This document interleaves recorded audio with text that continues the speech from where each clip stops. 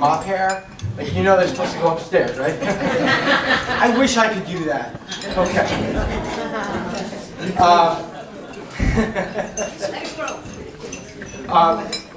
We're on a mission. We're on a mission. And you may be wondering, why? Okay, Linda, we're going to have to turn your chair around, because Dr. Larry starts getting the heebie-jeebies when he sees someone doing like this. Come on, I don't want you to get a stiff neck. You may already need me, but you're a patient. You have to turn around. Okay? Rob, you can't afford to sit that way. All right. All right. Now I feel better. You may be wondering, why a chiropractor? Why is the back neck guy taking us out to dinner? I mean, think about it. When was the last time your medical doctor took you out to dinner? Never. Don't hold your breath. It ain't happening. Okay? For us, it's not a job. It's a mission. I do believe in my heart of hearts that we save lives with the chiropractic adjustment. Now, you may be saying, that's a stretch. How do you save a life by touching somebody's spine, somebody's back? You know, it's not like saving lives like, God forbid, there was a car accident right here on Main Street and someone's dismembered and blood spurting out of them. Like, don't bring them to me for an adjustment. Get them to trauma. Get them sealed up, save their life. That's not how we're not like the ER doctor, like George Clooney. We save lives differently. You know, I think about Connie. Connie comes up to our practice from Toms River. Many of our patients come from outside of Monmouth County because of the specialty that we do. And Connie's first consultation, and it's interesting. Happy birthday. They may have missed that. Sheila was coming in. He said, Connie had such devastating migraine headaches. She was a mother of two, a hairstylist. She said, my world is getting smaller and smaller and smaller. It used to be that I'd lose a day.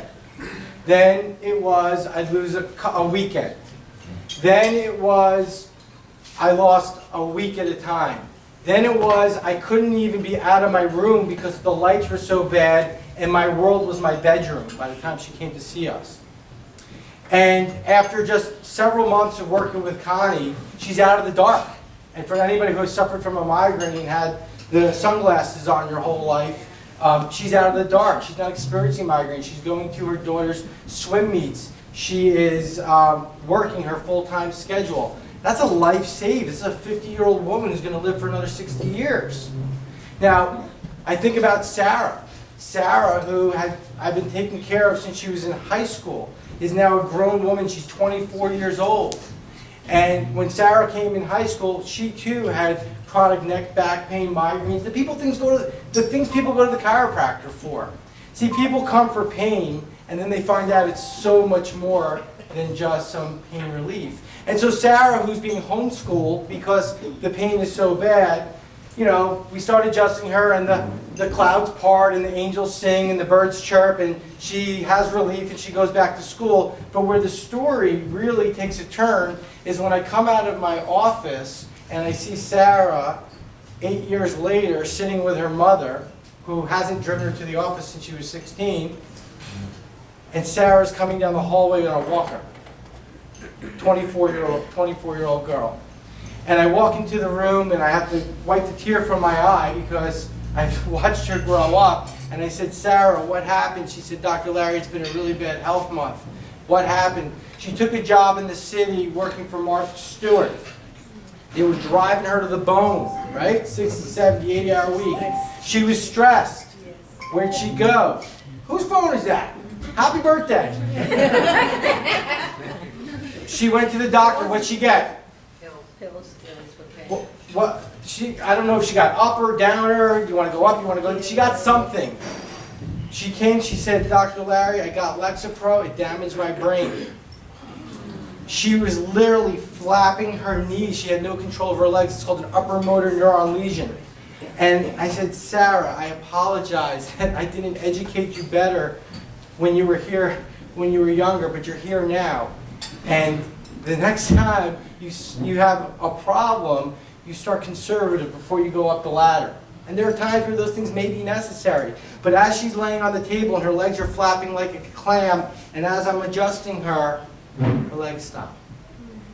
And all I've done is taken some pressure off of her nervous system. And 6 weeks later, Sarah is hiking a volcano in Ecuador on a mission trip. That's a life saved. Does that 24-year-old meet a man, have a baby, have a life? What trajectory was she on? I think of Stephanie. God, there's so many stories. If I could just lend you my eyes for 1 minute to see what I've seen over the last 12 years, you'd be up here doing the talk. And that's exactly why those of you who are guests have been brought here by people. They said, you just need to come, listen, and hear about this. Because this isn't the crack, pop, twist type of chiropractic care. Sometimes we do the talk upstairs and we have 120 people in the room. And I'll never forget when Pat, the mother of Stephanie, stood up and she tells the story of Stephanie's recovery. Stephanie came as she was a varsity gymnast for Freehold Township High School. She was out to the movies with her friends and she went paralyzed from the neck down, just sitting there. They rushed her up to Robert Wood Johnson. They came back with a diagnosis of Guillain-Barré syndrome, which is a progressive neurological disorder that can result in death. And very shortly, she started getting the movement of her arms and legs back. But she was left with such chronic pain and fatigue that she was pulled out of school, out of gymnastics, and she went everywhere. They took her down to CHOP. They took her to the biggest and best on Park Avenue. She went to the rheumatologist, infectious disease doctor. Finally, they said it must be in her head. And like out of desperation, unfortunately, as so many do, they usually go to the medical doctor, the physical therapist, the school nurse, the veterinarian, and then the chiropractor, right? Okay? And so Pat calls and says, can you help my daughter? I said, I don't know if I can help your daughter, but I know in one moment she was functioning and the next moment she wasn't. And if she has pressure on her brain stem, the part of the spinal cord that connects the brain to the body, maybe there's a blockage in the neurology. And we started adjusting Stephanie. And the thing about healing, and this is tough to hear nowadays in a fast-paced culture, healing doesn't happen in an instant. It's not like sending a Facebook post, right? If your lawn is dead and you start taking care of it again, is it just green and growing? Or does the wilt the color have to come back? Then the wilt comes out. And then it starts to grow. And so Stephanie started to regain her health the same way, where she went back to school. Then there was a milestone where she got back to the gym. And then she started tumbling. And then there was a day she came in and she said, Dr. Larry, I did giants. Who knows what giants are? So you go all the way around. Now fast forward. It's 6 or 8 years later, and Stephanie is now a graduate of Seton Hall. She had a scholarship there. She has her master's in speech therapy, and she drives down from Jersey City every other week to maintain the function of her nervous system, and she's living with her fiance. That's a life saved. And the stories go on, whether it would be Frank, who was thrown 60 yards out of his Corvette, driving in a coma for 6 months. They told his parents he was going to die. His wife with 3 kids divorced him while he was in a coma. He comes out of the coma. He comes into our office. He can't even walk. We take care of Frank. And he had other care, therapy. Within a year, he's on the treadmill and living independently. I've seen lives come back. And I don't do any of it. The body does it. And that's what we're going to talk about tonight. It's all going to come full circle. Where does healing come from? We have an expression in our office called the 13th floor. We are where we are today with our health based on our beliefs, based on the decisions we made up to this point. How many of you have ever stayed in a hotel or a casino and you get in the elevator and you look at the panel and there's no 13 on the panel? Why is that? Why is that?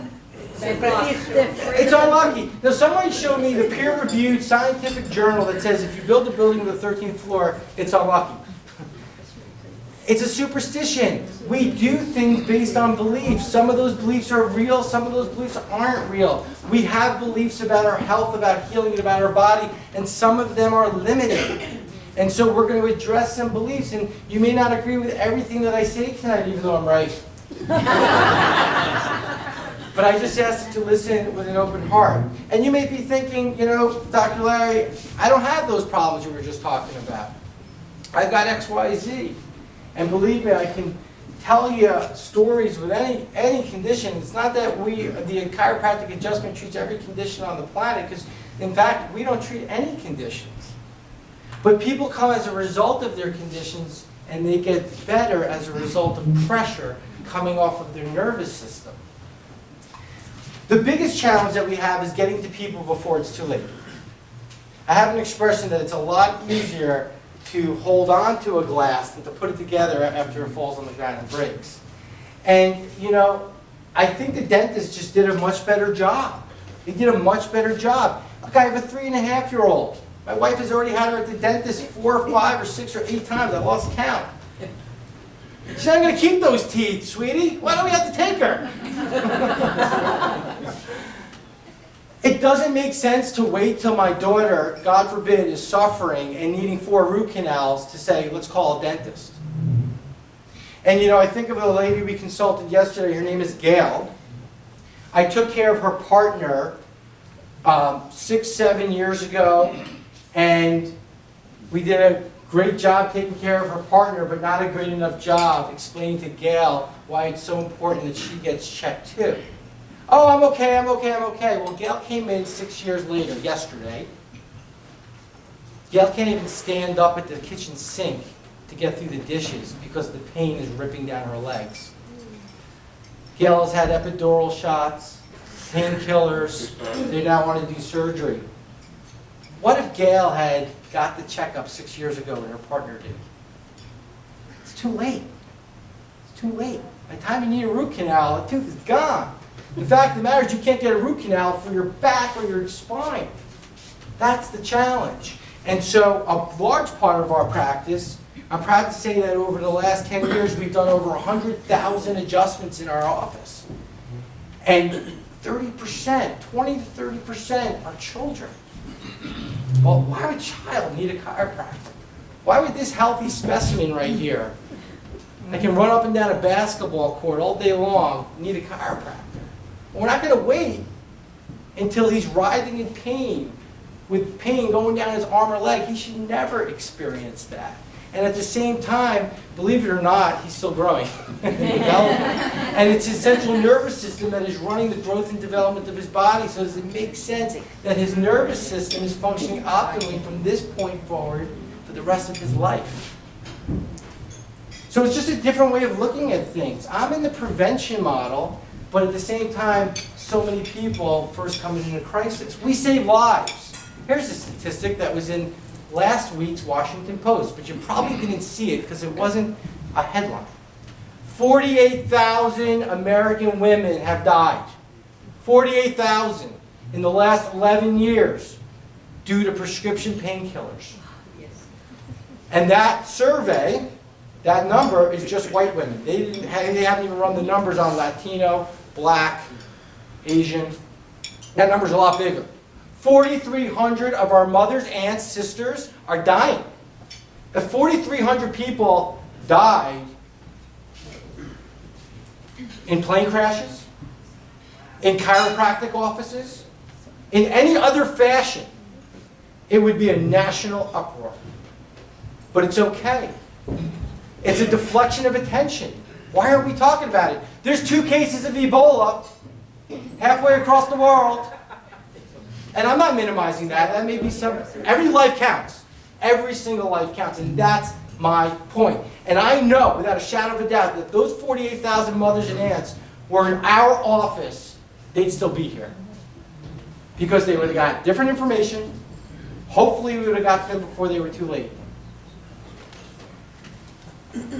In the 100,000 adjustments we've done over the last 12 years, I've seen less than 5 cases go to spinal surgery. How many people do you know that have been to spinal surgery? I bet you know more than that. It's just not necessary. The suffering's not necessary. Where does this go? Where do those prescription painkillers go? The Percocets and the Vicodins? Well, what's the gateway drug to heroin? Opiates. It's a lot easier to get heroin now than it is to get prescription Vicodin. destroying the fabric of our community. We are here tonight to save a life. If I save one life because of information that I've shared with you tonight, because you had the ability to speak up and say, you know what, why don't you try something natural? Maybe these gentlemen can help you. We're all here because someone told us. I almost dropped out of chiropractic school. Thought it was all BS. I played football from an Alpine high school. Back in the 90s, you guys played football when you were growing up? We were taught to hit with our heads. Put your head right in his solar plexus, and I did that for years. And I thought it was normal at 18 years old to not be able to move my neck for it to hurt. Then I remember asking my fraternity brothers down at the University of Maryland, you guys, does that hurt when you turn it? I said, no, what's wrong with you? So I don't know. I ended up in chiropractic school, and I'm so attracted to the things that I'm going to be teaching you tonight, and I'm getting traditional adjustments. And it just wasn't working for me. And I remember calling home to Mom and Dad. You know what's funny? I'm an Alpine native. Linda lived across the street from me when I was born. It's funny. I had my kindergarten teacher as a patient. How cool is that? She said, don't you forget, I taught you everything you know. So I'm like, Mom, Dad, I made the wrong choice. I'm going to become a vet, like Dr. Molina over there. I got to go to pharmacy school. I got to do something else. And I remember the day a young girl comes up to me in the hallway, and I'm telling her my tale of woe. And she said, why don't you go listen to this upper cervical doctor speak on campus? I said, okay, we'll check it out. And I went to check it out on a Wednesday night, and the doctor didn't speak. He brought 6 of his patients in the middle of their week, like so many of you came out to share with these students about their miraculous recoveries. And I was intrigued, but I'm from New Jersey, so I'm skeptical, right? You're going to show me. So I was attracted to it, and I went in, I became a patient, and what I was attracted to me is the specificity. We have a soldier in the room, and he'll tell you there's a difference between the guys that go in with their guns and go, oh! And then the sniper who's hundreds of yards away goes, pew. Upper cervical care, we're like the snipers of chiropractic. Very specific, very purposeful adjustment, very analytical. And so I was attracted to the analysis that this doctor did on my x-rays, and right when he did me the first adjustment, everything changed. I knew it in an instant. My nose, my immune system cleared up. My vision changed. I was able to turn my neck, and this doctor was seeing patients from all over the world. And I begged him to let me be his slave. And I spent every hour I wasn't in school or studying or working in his office. And to this day, he's still my mentor. And it's the same office that Dr. Glass came out of. And now I sit on the board with him of his technique. And it changed everything. And I think about that young girl who happened to say something that day, and if you believe in God, it was probably God just working through her. Because if she doesn't speak up in the hallway that day, none of us are here. Hundreds of thousands of adjustments aren't done. Who knows what I'm doing? And so I say that because it's not about me. I feel that we all, once we have knowledge, we have to pay it forward. And we have to share. And so how does this all work? So how do you get these results, and what is it that you actually do? That's usually what people are wondering at this point. Well, if we're going to talk about health, and you all told me you want to be healthy, we've got to define it, because that's the first 13th floor I usually run into when I speak to a crowd. How do you know if you're healthy? Thank you, Linda. Here's my book. The reason I give you a book is because that's at the 13th floor. Okay? And I love you, and I'm not going to pick on you. Typically when I ask that question, people say, if I feel good, I'm healthy, and if I'm not sick, I'm healthy.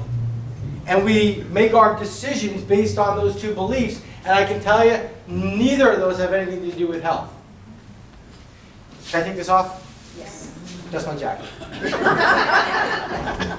Cancer, heart disease, stroke, diabetes, hypertension, AIDS, osteoporosis. These are the worst conditions we have in our culture, yet these people felt good until they felt bad, or they had some kind of testing to say you really aren't as healthy as you think. We all know people who. And on the flip side, you can eat some bad Chinese food, get up in the middle of the night, stub your pinky toe on the corner of the bed, and be hopping around the room because you fractured your toe and it's so painful, but it doesn't mean you're not healthy because you're in pain. You could be riddled with pain and be healthy. You could be pain-free and be sick. So just paying attention to how you feel to determine whether or not you're healthy is going to be an incomplete strategy. Now, I prefer that all of us feel good. Don't mishear me. I don't want anybody to feel bad.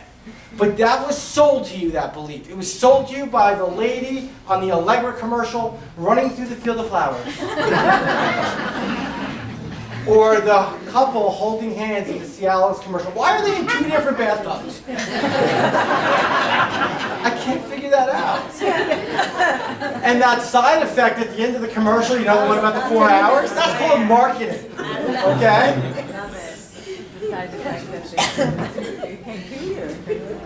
If I'm not sick, I'm healthy. Well, let me ask you a question. Would you rather be pretty or not ugly? Smart or not dumb? Rich or not poor? Healthy or not sick? So many people live in not sick, and it pains me to see it because here's the thing. If you're alive, there's a continuum. Wellness is here, illness is here, not sick is right in the middle. And so many people in our culture, because of the beliefs, are living, it's what I call false wellness. I feel pretty good, I'm coasting, until I find out something's not right. And then they go into the system, hopefully the treatment covers up their symptoms. And that's what Deepak Chopra said. You know guys who Deepak is? Yeah. Medical doctor who's, okay? So the problem with medication is that sometimes it works too well at covering up the problem. It would be like going to the dentist and needing a root canal and they just keep putting Novocaine in there. You'll be all right. You'll be in trouble. And that's what's happening. There are literally 1 million Americans that are going to die of heart disease this year. And there's only 9 months left. They're not dying because they forgot to take their medicine. They're dying with regulated blood values. Their blood works normal. I'm good. That's like taking a black Sharpie marker while you're driving down the road and your check engine light comes on and you go, I'm cool, I'm just going to keep riding.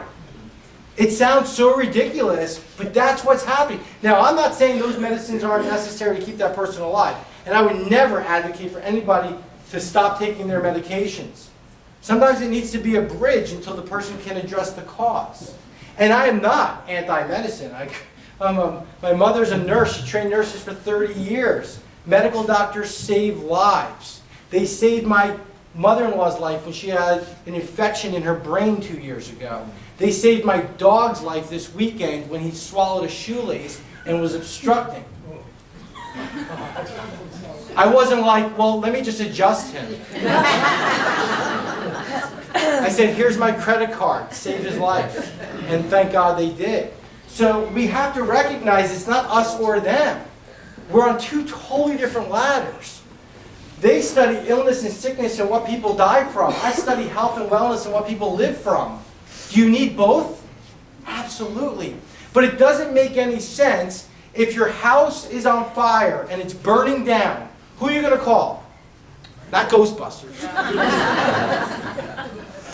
are you going to call? The fire department. And hopefully the fire department gets there in time with their hoses. Shh. They hose down your furniture, your flat screen TV, your Mac. But it's okay because you're trying to save the house. Their axes, they blow through the walls that are burning. And hopefully they got there in time with their axes and hoses, their drugs and their surgery, they save your house. What do you do the next day? You call back the fire department and go, can I get some more axes and hoses, please? No, you call the contractor. You call the people that can rebuild the house. And so what happens is those guys with the axes and hoses go, that's so silly, wellness doctor. You can't put out fires with hammers and ladders and paintbrushes. And we go, we're not trying to put out fires. We're saying, let's check the foundation for gas leak. Let's check the electrical wiring of the house. Let's check the roof. Let's check the structure. Let's check the foundation. Houses don't spontaneously combust. They combust because there was a problem that wasn't left unchecked. But when you're living thinking that if I feel good or if I'm not sick, I'm healthy, why would you ever check your house for a fire? Right? So, Dr. Larry, if health has nothing to do with how I feel or not being sick, then what is it? Well, we'll ask Dorland.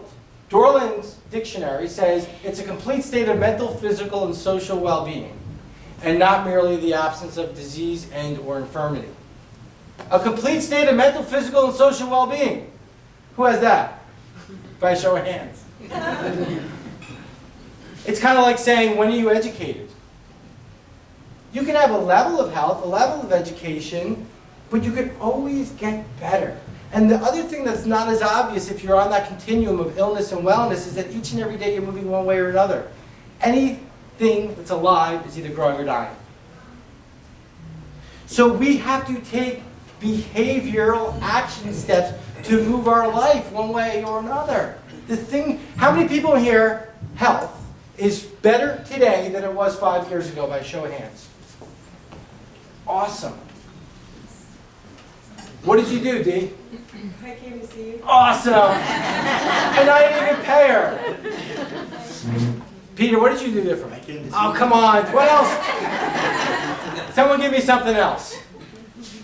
Who else is healthy for another reason other than just chiropractic, upper cervical care? Typically I hear, I quit smoking, I went on a diet, I started an exercise program, I got the divorce I should have gotten 10 years ago, I quit the job, bitcher. I got off of my Vicodin, you'll be healthier for that. I changed my way of eating. Change my way of eating. So you see where health comes from? It comes from changing behavior, habits. Is it easy? No. But some things I say are easy, hard, and some things are hard, easy.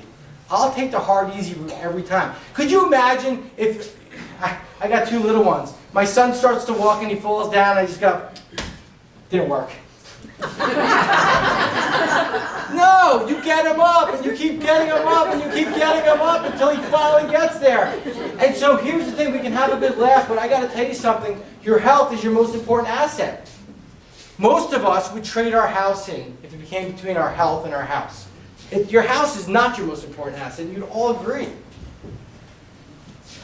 Without your health, it affects your intellectual health. It affects your ability to think clearly and read new information and learn new things. It affects your emotional health, who you show up, your happiness level as every day, your happiness level. It affects your spiritual health. When you don't have your health, you can feel disconnected. It affects all the relationships in your life. When you don't have your health, it affects your social life. You can't tell me how many patients tell me they have had canceled plans on weekends because of avoiding social situations because of the way that they felt.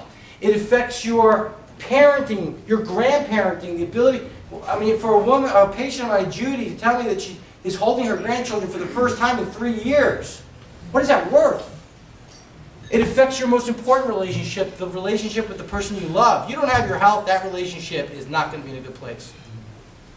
It affects your career, your ability to move forward. It affects your financial life. Your production in life is definitely tied to your health. It affects your quality of life. When you guys go out to the Grand Canyon, do you go up to the Grand Canyon and go, wow, nice hole? Or do you say, honey, let's go ahead and hike down to the bottom and hike back up? It's a quality of life issue. The ultimate price we pay when we don't take care of our health is oftentimes, at the end of the day, we didn't live out our life vision or the purpose of our life. So with all that said, if you look at your calendar on your cell phone, how much time and strategy did you put into your calendar this week for your health? You're all here, so you did something, so I applaud you for that. It's got to be scheduled in. And so if the sickness and the illness doctor are so busy picking up all the people that fell off the cliff that they don't have time to see what's throwing the people off the cliff, doesn't it make sense to have someone on your team, in your health and wellness team, that has a philosophy and information that can help you preserve your most wonderful asset? Most of us don't go at it alone when it comes to things like preparing our taxes. Most of us would not fix our iPhone by ourselves either. Your health is no different. You need a professional. You need someone that has studied health and well-being. So where does wellness come from? Where does healing come from? So I do believe that we are experts in healing. We have seen bodies heal. We don't heal anybody. I've always said that I'm the wrench between him and you. I am not smart enough. There is no educated mind on this planet that's smart enough to heal anybody. Even my dog, whose life was saved by that well-trained and well-skilled and well-educated surgeon, when I talked to the surgeon the next day, he said, "Mr. Arbeitman, from my end, everything went well. Now we have to wait and see how his body heals and recovers." Ultimately, yes, we sometimes need trained professionals to facilitate the process, but the body always heals. The body. See, it's a universal law. What's a universal law? A universal law is a law that's true whether you believe it or not, anywhere you go on this planet. Gravity is a universal law. Whether you believe in gravity or not, Jazir, if you jump off the roof and don't even think about that, I'll ask someone older. Jeff, you know, you see what's on YouTube and stuff, you know? You're going to fall, wherever you are. Okay, why aren't the keys falling? I'm interfering with it. Because that's what people say. Well, Dr. Larry, if healing is a universal law and the body was self-healing, then why are there so many people suffering? Interference. They're interference with the process. So many times what I've noticed with healing is people are looking for an outside-in approach to getting their health back. Like, I need the next thing that they're selling on late night TV. I need this doctor. I need this pill. I need this surgery. I need this vitamin. Outside in. They're very quick when there's a problem to look out the window. I will share with you that anybody I've ever seen healed, including my dog, it's always an inside-out process. It's always an inside. It's more like a hot air balloon, and you got to start dumping off weight so you rise. We usually have to remove interference. And interference comes in three forms. Well, I'll give you a hint. It starts with an S and ends with an S. Oh, Stacy's heard about this before. Oh my God. Stress. Does anybody have stress? Nobody's got stress, physical stress, because you all work out 5 to 6 nights a week and have a trainer named Ronaldo and have a Pilates reformer in your living room and have perfect ergonomic workstations and the perfect mattress without the dip in it. None of you have any chemical stress because you all live in New Jersey and we all breathe the clean New Jersey air and we drink the clean New Jersey water and we're never ever exposed to any chemicals, insecticides, or pesticides or drugs. I know some of you grew up in the 70s, okay? And how about mental emotional stress? Are you married? You have kids? Relationships? All right, so look, stress is part of life. I'm going to teach you chiropractic in 4 sentences and how stress relates to it.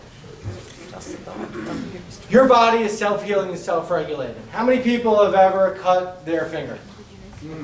What made new skin? The Band-Aid? No, I know. It's the Neosporin, like in the commercial. Right? That's what they want to sell you. Your body makes new skin. The dog's body is going to heal the incision. The broken bone is healed by the body. The infection is healed by the body. There's a force within the body that heals the body.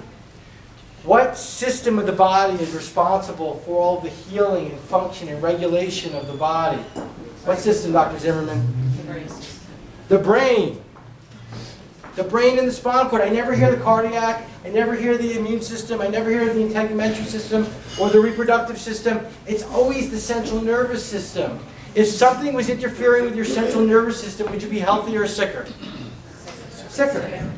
Chiropractors remove nerve interference. Period. But what about the autistic boy that spoke for the first time in your office? What about Frank who flew from the car? What about the asthma and the allergies? What about the sciatica? What about the back pain? They came because of those things. They got better because we've removed pressure. We've dumped the load off of the body, pressure off the nervous system to allow their body to do what it was intended to do. It sounds so simple on the surface, but it's very complex to pull it off. Very complex to pull off. When do you think the stress on the body... Okay, Dr. Larry, let's say I buy this. That stress interferes with the nervous system and interferes with my body's ability to heal and be well.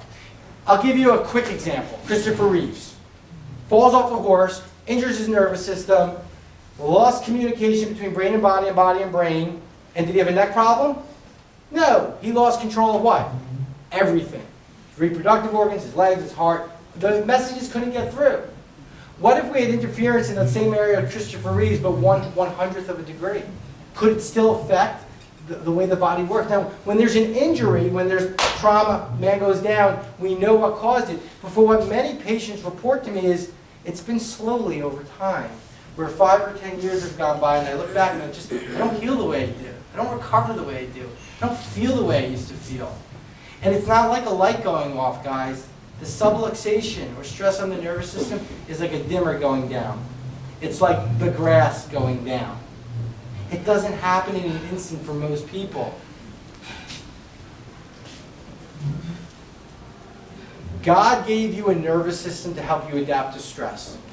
And it's amazing that any of us got past the age of 5. When does the first stressors happen to our bodies? Anybody know? Birth. Anybody ever been born? Something else we have in common. I've got 2 little ones. I've taken care of hundreds of children. That first moment where that child is coming out of mom, screaming baby out of screaming mommy, even in a non-complicated vaginal birth, there is a rotation, 180-degree rotation of the child's skull.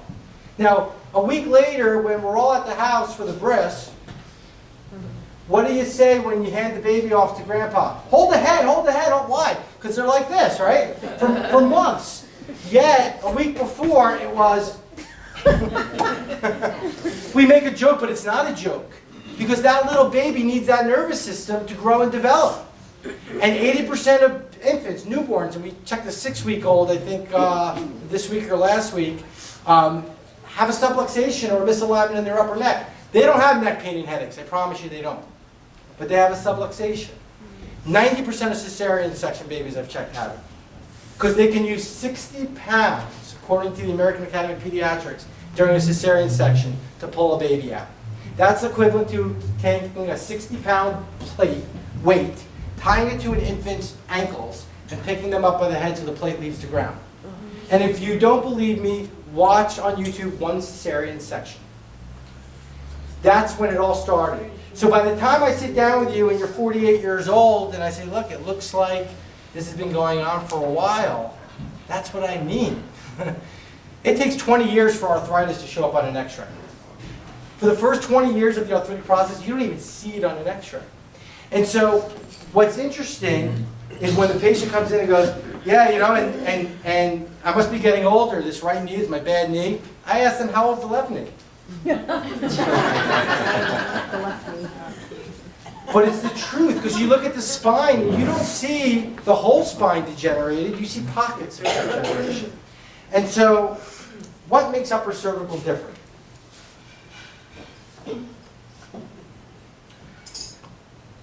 I've been around chiropractic for 12 years.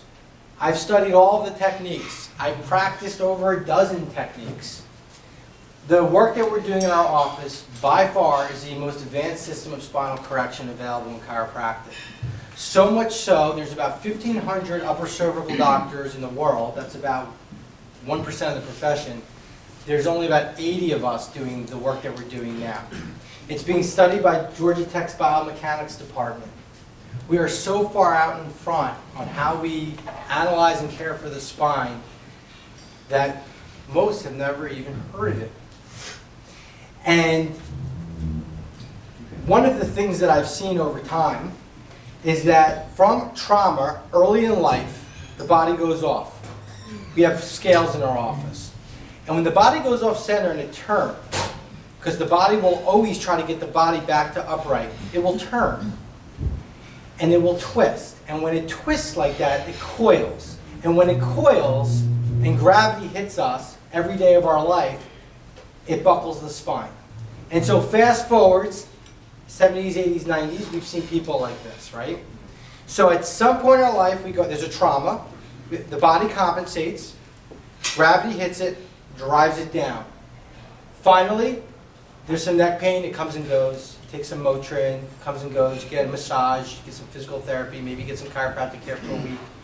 Then all of a sudden it starts coming more often, the neck pain, the back pain, the migraine, the fibromyalgia, the fatigue. Gotta look into this. You get some medicine. Medicine doesn't work after a while. We should get an MRI, because now you have nerve symptoms. Take the MRI, interesting. You got a disc herniation at C5 and L5. That's your problem. That's the house burning. What caused that disc to combust? You treat the disc, it's like treating the tire that keeps balding on the car and putting new tires on while the whole front end's sitting like this. To get well, you have to go back home the way you came. You've got to get to the cause. And we have a system that corrects the entire spinal mechanics, the compressed spine, all through the upper neck, without cracking, popping, twisting the spine. We take very individualized x-rays. No two people have the same misalignment. No two people get the same adjustment. And with a gentle pressure on the side of the neck, you actually have a bone at the top of your neck called Atlas. It's named after the Greek god that holds up the world. Your Atlas holds up your world. And what's unique about the Atlas vertebrae is there's no disc above it or below it. And there's no interlocking joints like the rest of your spine. It's literally free floating. It's held in space, in place by just muscles, tendons, and ligaments. And it comes as a double-edged sword.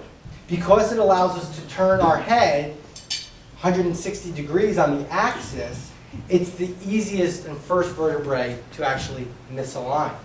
And because your spinal cord is called your brain stem at the top, and every vital function from libido to blood pressure, to heart regulation, to respiration, to postural control, to memory, to sleep cycles, to hormonal control, relays through the brain stem, a subluxation or a misalignment in the upper neck can be devastating to health. It's a silent killer. A baby's is 6 ounces. We have the sickest generation of children right now. Here's some statistics. I know them by heart, but I'm just going to read them.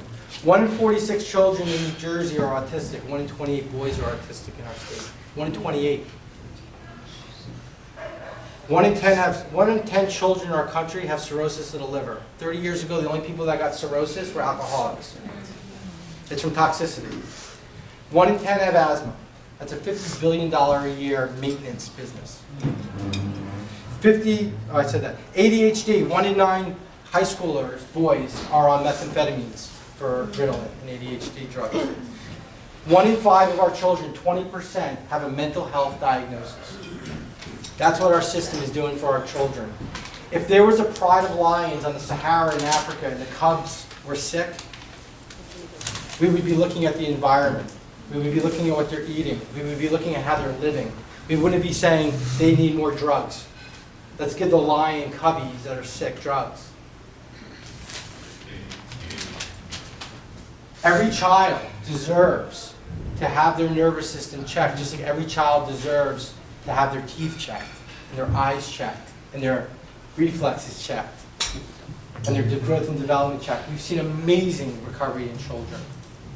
And so with that gentle pressure, calculated by the x-rays and your posture, with no more force than if you were going to check your pulse, we start to unravel the spine. And what happens with spines, picture like a jack-in-the-box, right? It's all compressed in. It wouldn't make sense to, like, if you want to align the jack in the box, like to push into it, right? You just compress it more. That's what chiropractors are doing. They're trying to push bones back into place. And you're taking something that's coiled and pushing on it. What does it need to do? It needs to be sprung up. So the jack in the box is compressed in and held in by a latch. You free the latch up, and it does this. That's what we do with your upper neck. In fact, but instead of there being one latch holding it down, there's 20 or 30 or 40 because of all the traumas over the course of your life have been locked in there. And many of you hear the adjustment when you're getting adjusted. You hear the latches releasing. Patients nod your head. Right? The little Rice Krispies pop. All we do is reconnect the brain to the body and the body to the brain and let God or nature, whatever you believe in, do what it's intended to do. So let me ask you a question.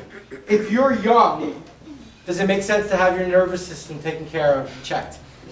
If you're old, does it make sense to have it checked? If you have a condition, no matter what it is, cancer to a headache, Does it make sense to have your nervous system checked? If you don't have a condition, does it make sense to have your nervous system checked? No, I'm just going to wait till I need 5 root canals to go to the dentist. So, the theme of tonight is not waiting till the glass breaks. The theme of tonight is sharing knowledge and information with others that you love. And there's one lady here, one of our patients, who's going to share her story. She's going to do it a lot better than I. Now, she's not a public speaker, so if you can envelop her with some love as she shares her most personal information with all of you. That's Mary Rose. Come on up, Mary Rose.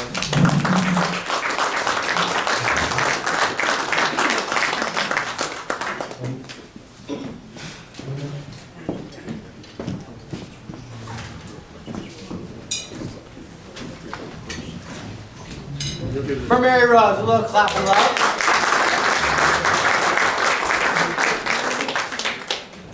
Well, up real close.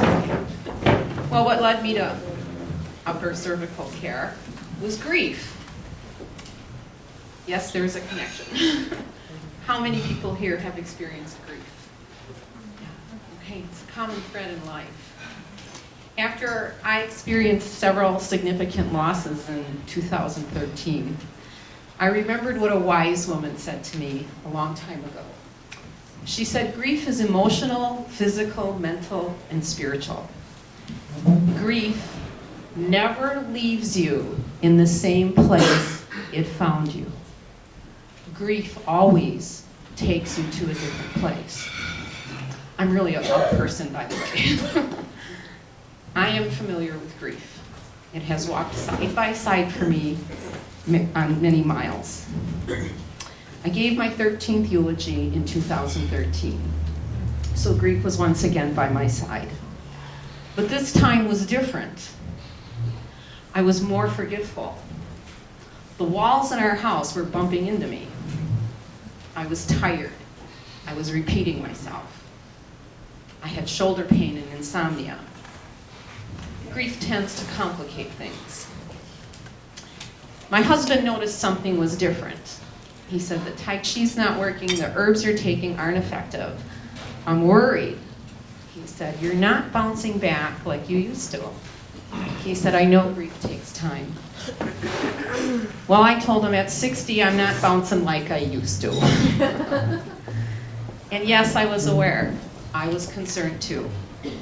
And I just kind of said, it's brain fog. I think it's just brain fog from the grief and the confusion, and that it was really a compilation of many losses. He was relieved that I knew, but there was still concern. So a few weeks after this conversation, I saw an article about upper cervical chiropractic care.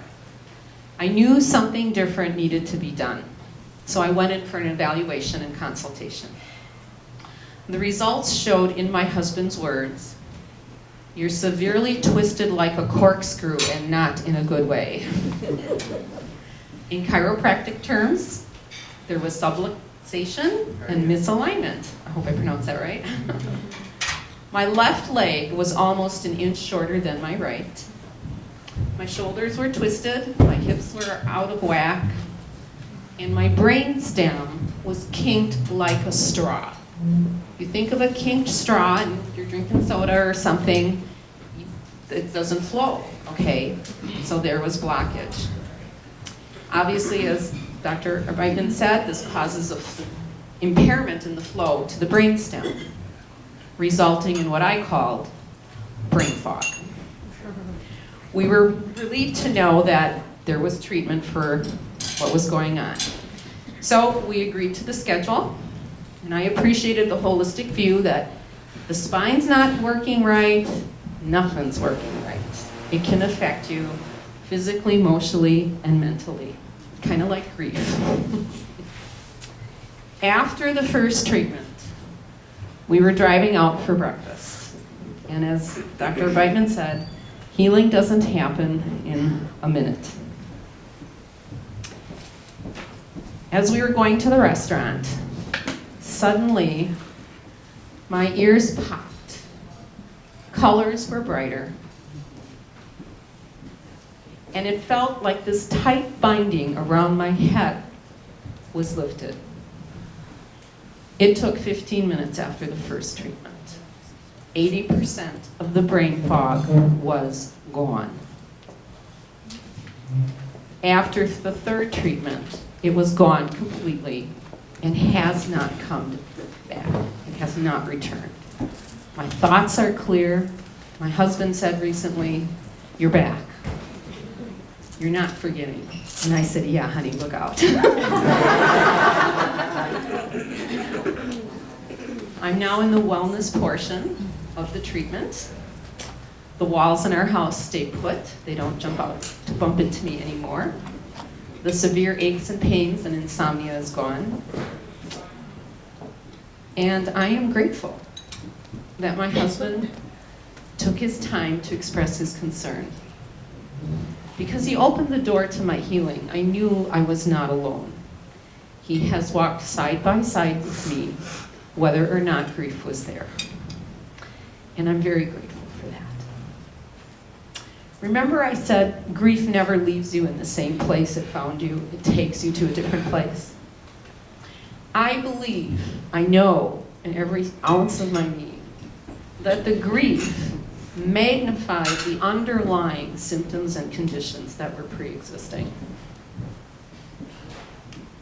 Grief, as it sometimes does,